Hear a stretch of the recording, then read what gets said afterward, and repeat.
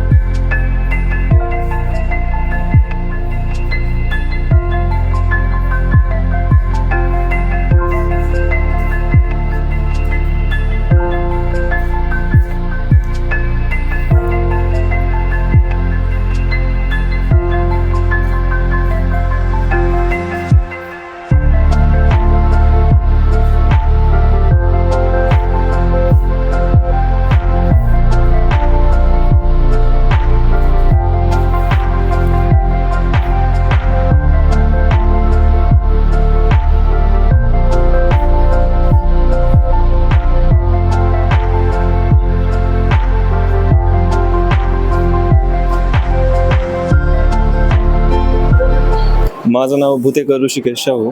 मी BDF कॉलेजमधून electrical डिपार्टमेंटमधून as a professor म्हणून आहे इथे लेक्चरसाठी. तरी हा जो प्रोजेक्ट तुम्ही बघताय as a solar power plant आणि ॲज अ आता थर्मल पॉवर प्लॅन्ट ह्याच्या रिलेटेड आहे. म्हणजेच काय, ॲज आपण एक सिटीला सप्लाय दिलो, बरोबर, आपल्या सिटीला सप्लाय कुठून येत आहे तर थर्मल पॉवर प्लॅन्टद्वारे येते. पण जर कधी समजा ज्या ट्रान्समिशन लाईन्स आहेत, आपल्या पॉवर ट्रान्समिशनच्या ज्या लाईन्स असतात, कधी शॉर्ट सर्किट झाल्या, मेंटेनन्सला जर कधी आल्या, तर त्यावेळेस आपण सिटी कसं चालवणार आहेत, कॉमन क्वेश्चन आहे. त्याच्यासाठी आपण एक हायब्रिड सिस्टम म्हणजे एक छोटासा सोलार पॉवर प्लॅन्ट किंवा मोठा छोटा आपण कन्सिडर करू की लार्ज पॉवर प्लॅन्ट आहे.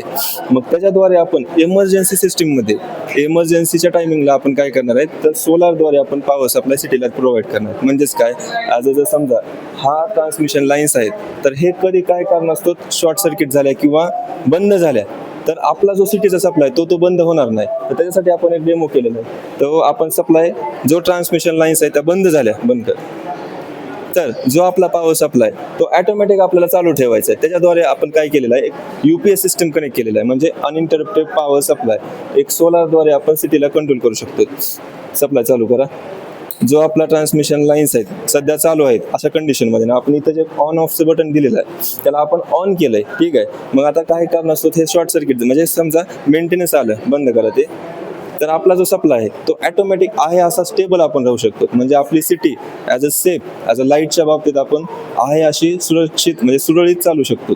हे ह्याच्या मागचा हेतू आहे. म्हणजेच काय, as a emergency light system आज जर बघितलं तर प्रत्येक ह्याच्यामध्ये हॉस्पिटलला सगळ्यात जास्त इलेक्ट्रिसिटीची गरज आहे, बरोबर आहे. मग त्याच्यासाठी आपण काय केलेलं आहे की हॉस्पिटलला अशा गोष्टी आपण कनेक्ट करतो किंवा गव्हर्नमेंट ऑफिसेस असू द्या, त्या ठिकाणी हे सगळं सिस्टम ॲड ऑन आपण करू शकतो.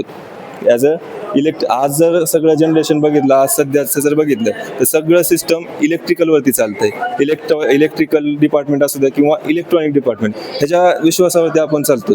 ह्याच्यासाठी हे सोलार पॅनलची आत्ता सध्याची परिस्थिती आहे, हे गरजेचं झालंय. प्रत्येक घरावरती बघा तुम्ही आज सोलार सिस्टम अवेलेबल आहेत. ह्याच्या मागचा हेतू काय, जे आपलं थर्मल पॉवर प्लॅन्टचं जर बघितलं तर थर्मलद्वारे जे पोल्युशन होईलेलं आहे ते आपण अवॉइड करू शकतो. कशामार्फत तर ह्या सोलार मार्फत किंवा विंड पॉवर मार्फत. सध्या उन्हाळा असतंय, आता आपण बघतो पावसाळ्यामध्ये सोलारचं तेवढं आउटपुट भेटत नाही, बरोबर आहे. मग त्याच्यासाठी आपण थर्मल पॉवर प्लॅन्ट आहेत, न्यूक्लिअर पॉवर प्लॅन्ट आहेत, विंड पॉवर प्लॅन्ट आहेत, ह्याच्याद्वारे आपण इलेक्ट्रिसिटी घेऊ शकतो. पण उन्हाळ्यामध्ये सगळ्यात जास्त आपल्याला बेनिफिट कशाचं भेटतंय तर सोलारचं आहे. तर सध्या बघा तुम्ही गव्हर्नमेंट सुद्धा ॲज अ टाटा जे प्रोजेक्ट आहेत टाटाला देत आहे किंवा अडानीला देत आहेत. Adani power plant, solar power plant असू द्या किंवा टाटा सोलार पॉवर प्लॅन्ट असू द्या, ह्यांना गव्हर्नमेंट सँक्शन करून देत आहे प्रोजेक्ट की तुम्ही सोलार बसवा, गव्हर्नमेंट सबसिडी देईल. ह्याच्या मागचा हेतू हेच आहे की प्रत्येक घरामध्ये इलेक्ट्रिसिटी म्हणजे काय म्हणजे फ्री ऑफ कॉस्ट भेटावी. ह्याच्या मागचा उद्देश एवढाच की आपलं बघा तुम्ही लाईट बिल 1500-2000 येते, पण सोलार बसवल्यानंतर आपलं लाईट बिल कमी होतं, बरोबर आहे. ठीक आहे सर.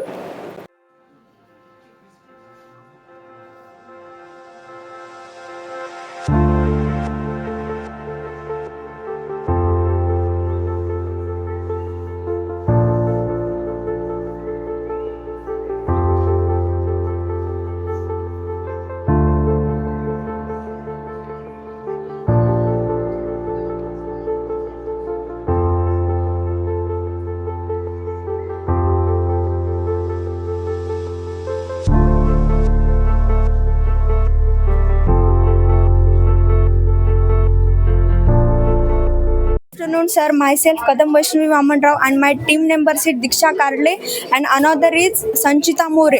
सर तुम्ही इथे बोलवल्याबद्दल धन्यवाद सर. आणि आम्ही fire fighting robot with artificial intelligent हा प्रोजेक्ट घेऊन आलेले आहोत. आणि ह्या रोबोटमध्ये हे आहे की आपल्या अडचणीमध्ये जेव्हा फायर वगैरे होते तेव्हा ही सपोर्ट करणारी मशीन आहे आणि आपल्या अगदी कमी वेळेमध्ये हे मशीन ऑपरेट होते. तर ह्याच्यामध्ये फंक्शन आहे सर, 2 सेन्सर यूज केलेले आहेत, IR sensor and fire sensor. IR sensor means infrared sensor. Infrared sensor collect the component, जे आपल्या समोर मशीनच्या समोर जे कंपोनंट असतात ते कलेक्ट करून डिस्प्लेवर फॉर्म करते. आणि फायर सेन्सर हे फायर कुठे लागली हे शो करण्याचं काम फायर सेन्सर हे करते. त्याच्यानंतर ह्याच्यामध्ये डिस्प्ले कनेक्ट केलेला आहे. ॲडिओ इनो ऑसिलेटर हे यूज केलेलं आहे. त्याच्यामध्ये क्रिस्टल ऑसिलेटर, IC L2 29 हे यूज केलेली आहे आणि याला वॉटर जे आहे वॉटर बॉटल पण कनेक्ट केलेलं आहे आणि बजर हे कनेक्ट केलेलं आहे. बजर कनेक्ट केल्याच्या नंतर अलाराम बजरचा मशीन जेव्हा चालू होईल, जेव्हा रेड बटन ऑन करशाल आपण, तेव्हा बजर हा 2 मिनिट आवाज अलाराम देतो. त्याच्यानंतर मशीन ऑपरेट व्हायला स्टार्ट होईल.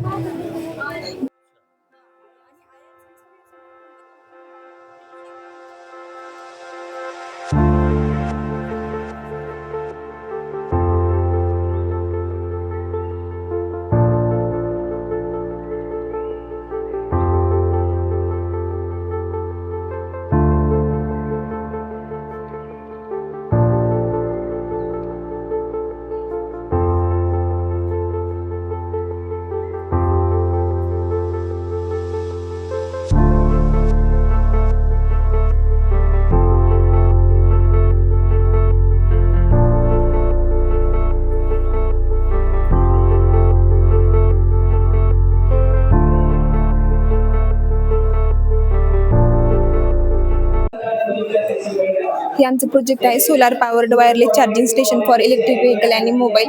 थोडक्यात सांगायचं म्हणलं तर आपण वायरलेस चार्जिंग ट्रान्सफर करतो, जसं की mobile to mobile, scooty to scooty, आणि आम्ही हे होम स्टेशन पण केलेलं आहे की जे की वायरलेस चार्जिंग ट्रान्सफर करतं. याच्यामध्ये मेन प्रिन्सिपल म्हणलं तर आम्ही ह्या होम स्टेशनमध्ये ह्या रस्त्याच्या खाली आम्ही काय केलेले आहेत, हे यूज केलेले आहेत, कॉइल्स यूज केलेले आहेत, आणि ह्या कार्समध्ये पण कॉइल्स यूज केलेले आहेत. दोन्ही पण कॉइल्स एकमेकांच्या कॉन्टॅक्टमध्ये येऊन EMF जनरेट करून वायरलेस चार्जिंग ट्रान्सफर होते. याच्यामध्ये मेन ह्याच्यामध्ये सर्किटमध्ये काय आपण IC यूज केलेलं आहे, IC 4047 IC यूज केलेले आहे, जे की 12 वोल्टला हाय फ्रिक्वेन्सी जनरेट करते 20 किलोहर्ट्झमध्ये, आणि ती 20 किलोहर्ट्झ फ्रिक्वेन्सी आपण ह्याच्या कॉइल्सला दिलेली आहे, जे की हाय फ्रिक्वेन्सी जनरेट करून दोन्ही पण कॉइल्स एकमेकांच्या कॉन्टॅक्टमध्ये येऊन हाय फ्रिक्वेन्सी जनरेट करून वायरलेस चार्जिंग ट्रान्सफर करतात. मॉड्यूल दाखवू का?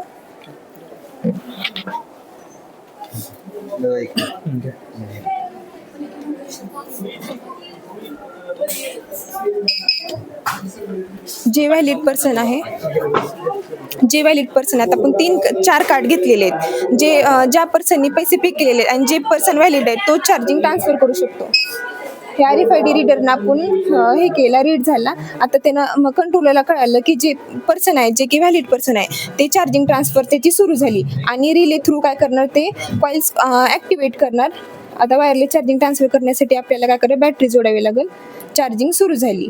आता 100 रुपीजसाठी आम्ही तसं प्रोग्रामिंगमध्ये हे सेट केलेलं आहे. त्यांनी जर 5 रुपीजसाठी जर त्याने चार्जिंग ट्रान्सफर केली तर 95 रुपीज त्याचे राहिलेत म्हणून इंडिकेट करते त्यांना. आता मोबाईल टू मोबाईलमध्ये जर बघायचं मध्ये, आता आपले जे जुने मोबाईल आहेत त्याच्यामध्ये हा सर्किट बिल्ट नाही, तर असं मॉडेल म्हणून एक तयार केलेलं आहे. हे असं आपण कन्सिडर करू की हा आपल्या मोबाईलमध्ये एक सर्किट आहे, हा एक मोबाईल आहे जे की ट्रान्समीटर आहे.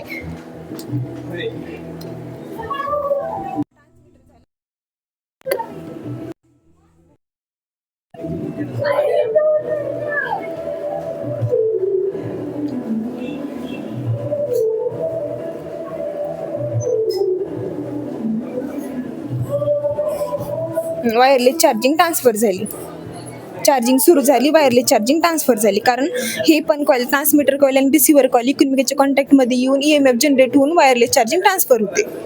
आणि तसंच स्कूटी टू स्कूटीमध्ये पण, आता समजा एखादी स्कूटी आहे आणि जे की ते ट्रॅफिकमध्ये मग त्याची पूर्ण चार्जिंग डिस्चार्ज झालेली आहे आणि त्याला इमर्जन्सीमध्ये त्याला गरज पडली आहे की चार्जिंगची. ही चार्जिंग कशी आहे, पूर्ण चार्ज आहे आणि हा डिस्चार्ज झालेली आहे. तर आपण हे USB केबल लावून देऊ.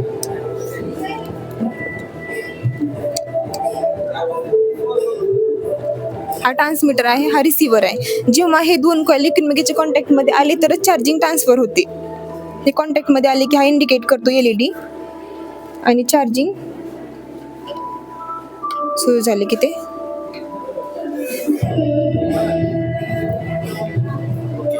चार्जिंग सुरू झाली. माझे नाव Sayyad Rizwana Shamad. I am from government residential women's polytechnic Latur. Department is electronics and telecommunication. माझं नाव सूर्यवंशी कृष्णा काकासाहेब. माझ्या प्रोजेक्टचं नाव आहे GSM based smart water system. म्हणजे समजा आपल्या अपार्टमेंटला टाकी असते, त्या टाकीचं पाण्या वाया जाऊ नये म्हणून आपण एक प्रोजेक्ट तयार केलेला आहे. कारण की तिथं आपण फ्लड सेन्सर बसवलेला आहे. जसे की आता टाकी भरल्यास ऑटोमॅटिक आपली मोटर बंद होणार आणि टाकी तरी कमी असली तर ऑटोमॅटिक मोटर ऑन होणार. म्हणजे आपलं पाणी वाया जाऊ देणार नाही. ह्याच्यामध्ये विविध सेन्सर रिले ते वापरलेले आहेत. हा सर, आज राज्यस्तरीय टेक्निकल इव्हेंटचं आयोजन करण्यात आलेलं आहे. कशा पद्धतीचा सहभाग विद्यार्थ्यांनी नोंदवला आहे, कुठून विद्यार्थी आलेले आहेत आणि काय काय प्रोसेस आहे? आपल्या Vilasrao Deshmukh foundation group of institutions पॉलिटेक्निकमध्ये 10 मार्च म्हणजे आजच आपण स्टेट लेवल इव्हेंट इन्फ्यूज 2026 हा आपण आयोजित केलेला आहे. या इव्हेंटमध्ये 3 प्रकारचे वेगवेगळे ॲक्टिव्हिटीज ठेवलेले आहेत. एक आहे state level poster presentation, state level project competition आणि टेक्निकल क्विज कॉम्पिटिशन. आणि या इव्हेंटसाठी आपण मागील 3 दिवसापासून रजिस्ट्रेशन सुरू केलेले आहेत. ऑनलाईन ऑफलाईन दोन्ही माध्यमातून 1200पेक्षा जास्त झालेले आहेत. त्यातच आज स्पॉट रजिस्ट्रेशन अजून वाढलेले आहेत. साधारणतः 8 जिल्ह्यापैकी म्हणजे लातूर, बीड, धाराशिव, जालना, परभणी, हिंगोली, नांदेड एवढ्या जिल्ह्यातून भरपूर विद्यार्थ्यांनी प्रतिसाद पार्टिसिपेशन्स नावनोंदणी नोंदवलेले आहेत. आणि त्यामुळेच आज 1200पेक्षा जास्त विद्यार्थ्यांचे रजिस्ट्रेशन झालेले आहेत. आणि सर्व सहभागी विद्यार्थ्यांनी खूप सुंदर सुंदर वेगवेगळ्या ॲक्टिव्हिटीज केल्या आहेत. माझी आपल्याला विनंती राहील की आपण एकदा सर्व राऊंड मारून सगळ्या पाहावेत. आणि इनोव्हेटिव्ह प्रोजेक्ट्स वगैरे मुलांनी जे बनवलेले आहेत ते आपल्या माध्यमातून प्रसारित बाहेर झाले तर नवीन लोकांना, नवीन विद्यार्थ्यांना, जे 10वीचे मुलं असतील किंवा नवीन यांचे ज्युनियर्स असतील त्यांना याच्यातून नवीन नवीन आयडियाज मिळतील. मोबाईल मागं थोडं मागं.